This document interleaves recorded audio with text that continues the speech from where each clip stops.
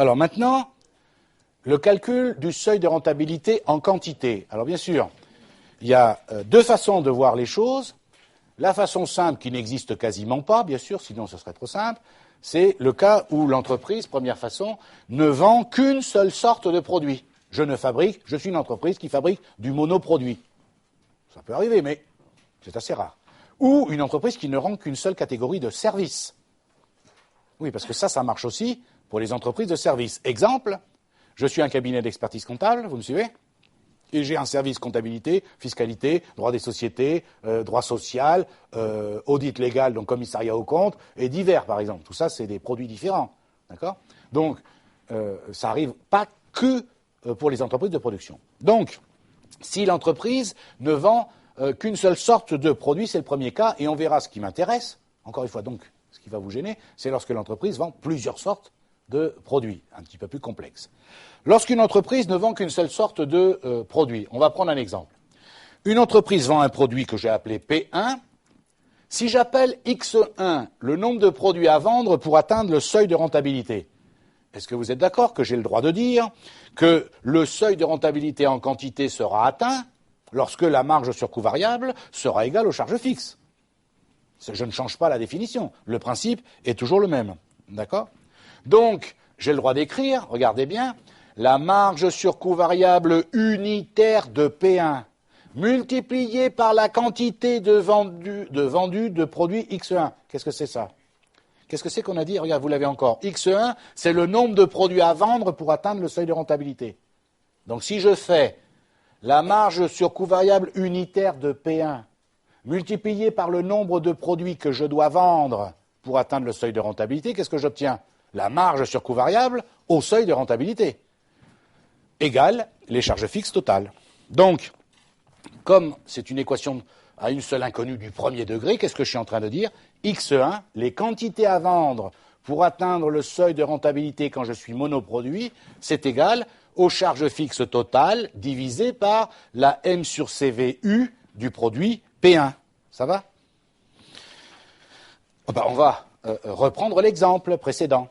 Sauf que dans l'exemple précédent, il faut que je vous donne une information que vous n'aviez pas tout à l'heure, d'accord? C'est que le prix de vente du produit est de 32 €. Je rappelle l'énoncé. Vous vous souvenez? Chiffre d'affaires. J'ai dit combien?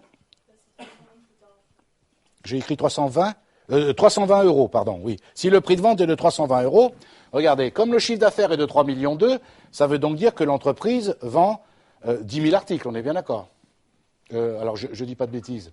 320, oui, ça fait ça, ça fait bien ça. D'accord, ok. D'accord? Donc, si le prix de vente unitaire est de 320, l'entreprise vend donc 10 000 articles. Donc, j'ai le droit d'écrire, regardez bien. La marge sur coût variable unitaire, c'est 320 multiplié par 40%. Ça fait 128. J'ai le droit d'écrire aussi, bien sûr, ce qui revient au même. La marge sur coût variable unitaire, c'est 320, le prix de vente unitaire, moins les charges variables, 60% de ce prix de vente, ce qui fait bien aussi 128. Mais j'ai le droit d'écrire aussi, ce qui revient au même, c'est que la marge sur coût variable unitaire, c'est la marge sur coût variable totale, 1 280 000, divisé par 10 000, qui correspondent bien au nombre de produits total que j'ai fabriqués. Oui, 3 façons pour trouver la même chose, quand même. Vous ne pouvez pas dire, je ne savais pas, je croyais que. D'accord? On revient exactement sur le même principe. Conséquence, si j'applique ce que je dis, d'accord, le seuil de rentabilité en quantité, c'est forcément 800 000 €, d'accord, la marge sur coût variable au seuil de rentabilité, donc les charges fixes, divisé par 128, ça fait 6 250 unités. Charge fixe totale divisée par la M sur CVU. On est d'accord? On vérifie quand même, bien entendu, que quand on atteint 6 250 produits, on est bien au seuil de rentabilité. Le seuil de rentabilité en quantité étant de 6 250, pour l'avoir en euros, il suffit de multiplier par le prix de vente unitaire des produits. 6 250 fois 320, je retombe bien sur 2 millions. On est d'accord sur le principe? Alors, il y a une autre possibilité qui est super facile. Si on vous demande en monoproduit, si on vous demande le seuil de rentabilité en quantité, regardez, vous prenez le seuil de rentabilité en euros, divisé par le prix de vente unitaire. Ça revient au même. Je lis dans les yeux de l'or, mais ça c'est tellement simple, pourquoi vous ne nous l'avez pas expliqué qu'avec ça et pas l'autre façon? Parce qu'il n'y a que l'autre façon qui m'intéresse. Parce que c'est l'autre façon qu'on va utiliser lorsqu'on va avoir une entreprise qui a multi-produits ou multi-services. Là, c'est tellement simple qu'effectivement, il n'y a pas besoin de faire ce qu'on a vu tout à l'heure. Vous prenez le seuil de rentabilité en euros, vous divisez par le prix de vente unitaire, 2 millions divisé par 320, vous voyez, c'est fait en une seconde, ça fait donc 6250 produits. D'accord ? Maintenant, on va prendre le cas où l'entreprise vend plusieurs sortes de produits. Premier exemple. Une entreprise vend 3 sortes de produits. Produit A, 20 000 articles à 3 euros. Produit B, 30 000 à 3,50. Produit C, 50 000 à 2 euros. La marge sur coût variable unitaire en euros de chaque type de produit, A, 1,2, B, 1,05, C, 0,4. Les charges fixes totales sont de 39 000 euros ici. Vous voyez que là, d'un seul coup, on change d'univers, là. Là, c'est plus du tout pareil, puisqu'il y a 3 produits différents, avec chacun d'entre eux des prix de vente différents, des marges sur coût variable unitaires différentes. Bon, les charges fixes, en revanche, on est bien d'accord, surtout, hein, les charges fixes sont indépendants du reste. Ça va, vous me suivez ? Très bien. La question, bien entendu, ça va être combien doit-on vendre de produits de chaque type, pour atteindre le seuil de rentabilité. Est-ce que vous vous rendez compte l'importance que ça a en gestion prévisionnelle d'anticiper le nombre de produits de chaque catégorie que l'on doit vendre pour commencer à faire des bénéfices pour chacune des sortes de produits. C'est énorme comme information. Le savoir ou le pas savoir, ou pas le savoir, c'est pas la même chose. On est d'accord. Donc, correction.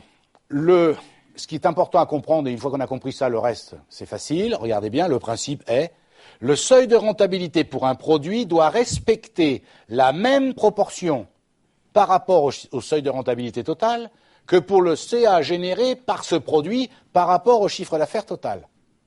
La mâchoire qui tombe sur la table, je comprends rien. On relit. Le seuil de rentabilité pour un produit doit respecter la même proportion par rapport au seuil de rentabilité total que pour le CA généré par ce produit par rapport au CA total. Qu'est-ce que ça veut dire d'une autre façon ? Ça veut dire que si, écoutez bien, c'est tout bête, si on comprend ça, après c'est fait tout de suite, si le chiffre d'affaires du produit A représente 20% du chiffre d'affaires total, le seuil de rentabilité du produit A, c'est 20% du seuil de rentabilité total. D'accord ? C'est aussi simple que ça. Avec la méthode des coûts variables. On verra qu'après, ça va se compliquer avec d'autres méthodes. Donc, est-ce que vous êtes d'accord ? Je vous mets le détail exprès ici. La marge sur coût variable total, 20 000 produits A fois sa marge sur coût variable unitaire, plus 30 000 fois sa marge sur coût variable unitaire, plus 50 000 fois sa marge sur coût variable unitaire, ça fait 75 500. Est-ce que vous êtes d'accord ? Ça, c'est la marge sur coût variable totale. Les charges fixes totales, 39 000. Le chiffre d'affaires total, je le fais exprès. 20 000 fois 3 plus 30 000 fois 3,5 plus 50 000 fois 2, ce qui fait, regardez bien, je fais exprès, parce qu'on va s'en servir tout de suite, 60 000 de chiffre d'affaires de A, plus 105 000 le chiffre d'affaires de B, plus 100 000 le chiffre d'affaires de C, ce qui fait 265 000 au total. Est-ce qu'on est d'accord ? Ben, regardez ce que je vais faire. Super simple de cette façon-là. Le seuil de rentabilité totale en euros, qu'est-ce qu'on a dit ? Le seuil de rentabilité, on pouvait le calculer comment ? Mais vous le voyez ici, 265 000, c'est quoi ? C'est toujours la définition. 265 000, le chiffre d'affaires, multiplié par 39 000, les charges fixes, divisé par la marge sur coût variable totale des 3 produits en même temps, 75 500. Ça veut dire, vous voyez, c'est très simple, hein, je veux dire, ça, vous le connaissez déjà. Ça fait 136 887,42. Le jour de là, je vous le fais pour la démonstration. Dans le monde réel et à l'examen, vous arrondissez à l'euro le plus proche. Hein, on ne s'embête pas. Parce que ça, c'est intéressant, j'espère que vous le comprenez, en prévisionnel surtout. Donc on s'en fout du centime, hein, je veux dire, ok, très bien. Donc on a le seuil de rentabilité total qui est au total de 186 000. Maintenant, le seuil de rentabilité en euros, mais par produit. Alors, regardez bien, pour A, qu'est-ce que je vous ai dit ? Eh bien, ça va faire quoi ? 136 887,42, le chiffre d'affaires total, multiplié par 60 000 sur 265 000. C'est-à-dire le seuil de rentabilité totale multiplié par le pourcentage du chiffre d'affaires de A sur le chiffre d'affaires total. Ça fait 30 993,38. Sachant que, encore une fois, 60 000, c'est le chiffre d'affaires généré que par les produits A. Donc 60 sur 265, c'est bien la part du chiffre d'affaires en pourcentage de A par rapport au total. Donc ça fait 30 993, bon d'accord. Pour B, on fait la même chose, d'accord. Le seuil de rentabilité totale multiplié par 105 000 sur 265 000, ça fait 54 000, etc. Pour C, on fait la même chose. 136 887 42 fois 100 000 sur 266, ça fait 51 000. Donc, si je veux avoir par produit en quantité le seuil de rentabilité maintenant, ben, il suffit de prendre le seuil de rentabilité en euros par produit, que je viens de calculer, divisé par le prix de vente unitaire de chaque produit, tout bêtement. D'accord? Donc, pour A, qu'est-ce que ça donne? 30 993,38, son seuil de rentabilité en euros, divisé par 3 euros son prix de vente unitaire, ça me donne les quantités de produits A qu'il faut vendre pour atteindre le seuil de rentabilité. Ça va, vous me suivez? Ok, je fais la même chose pour B, hein, vous avez compris. Je fais la même chose pour C, vous avez compris, bien entendu. On est d'accord? Ça, alors je vérifie quand même le jour de l'examen que la somme des 3 seuils de rentabilité en euros que j'ai trouvé, ça fait bien le seuil de rentabilité totale quand même. Hein. Ça vaut le coup de faire une addition de 3 chiffres hein, pour vérifier. Parce que vous êtes comme moi, ou plus exactement, je suis comme vous, ça va vite d'inverser 2 chiffres, il faut faire attention. Hein. C'est comme autre chose. Là où il faut faire attention, beaucoup d'entre vous faites cette erreur-là, vous confondez le pourcentage des charges variables avec le pourcentage de marge sur coût variable. Oui, si les charges variables sont 60%, le pourcentage de marge sur coût variable, c'est 40%. D'accord? Or, des fois, pour vous embêter, dans les exercices, on va vous donner soit l'un, soit l'autre, et donc vous risquez de mélanger. Faites attention. Hein? D'accord. Alors maintenant, regardez bien, beaucoup plus intéressant. Deuxième méthode de résolution pour répondre au même cas. Alors, si on appelle, regardez bien, XA, XB, XC, le seuil de rentabilité en quantité de chaque produit, j'ai le droit d'écrire M sur CVU de A multiplié par XA, plus M sur CVU de B multiplié par XB, plus M sur CVU de C multiplié par XC. Est-ce que vous êtes d'accord que quand je fais la somme de tout ça, ça me fait bien la marge sur coût variable, vous êtes d'accord, au seuil de rentabilité égale les charges fixes? Bien sûr. Nous respectons bien la définition du seuil de rentabilité. Au seuil de rentabilité, la marge sur coût variable doit être égale aux charges fixes totales. Je l'applique ici. 1,2 M sur CVU de A d'après l'énoncé, multiplié par XA que je ne connais pas, plus M sur CVU de B multiplié par XB, c'est ce que je cherche aussi, et que je ne connais pas par essence, et 0,40 multiplié par XC, 0,40 je le connais, la M sur CPU de C, multiplié par XC, ça fait le nombre de produits C que je dois vendre au seuil de rentabilité. Ça doit être égal à 39 000. Alors quel est le problème? Ben, je ne sais pas vous, mais moi qui ai un tout petit niveau en maths, je ne sais pas résoudre une équation à 3 inconnus. Vous peut-être, mais moi non. D'accord? Moi je ne sais pas. Je ne sais pas comment on fait. Une équation à 3 inconnus, je ne sais pas faire. Il y a quand même une ruse. Et c'est quoi la ruse? On se retrouve avec une équation à plusieurs inconnus. La seule méthode pour résoudre, c'est d'utiliser des équivalents pour chaque produit. Donc, là, qu'est-ce qu'on va faire? Si vous voulez, on va prendre, par exemple, B comme équivalent en quantité. Oui, vous comprenez ce que ça veut dire. Je vais prendre un référent B et je vais exprimer les autres en fonction de B. Donc, au lieu d'avoir 3 inconnus, XA, XB, XC, je vais avoir qu'une seule inconnue, et allez, c'est fini. Voilà, pas non plus, d'accord? Ok, au niveau du principe. Est-ce que vous êtes d'accord, et c'est là où il faut faire attention, que A, c'est 2 tiers fois B? Pourquoi 2 tiers? Ben, A, par rapport à B, c'est bien 20 000 par rapport à 30 000. Si je prends B comme équivalent, A, c'est 2 tiers de B. Vous voyez, une fois qu'on part comme ça, c'est fini, terminé. C'est 1,67 fois B. Pourquoi 1,67? Ben parce que, qu'est-ce qui se passe? Je vends 50 000 C quand je vends 30 000 B. Donc un C, c'est bien 1,67 B. Ben ça y est, c'est fini, terminé. Il suffit de reprendre l'équation et de modifier XA, alors XB, enfin XA, XB, XC par son équivalent en B. Donc il vient 1,2 fois 2 tiers de B plus 1,05 fois B, ben ça lui forcément, puisque c'est lui que j'ai pris comme équivalent, plus 0,4 fois 1,67B égale 39 000.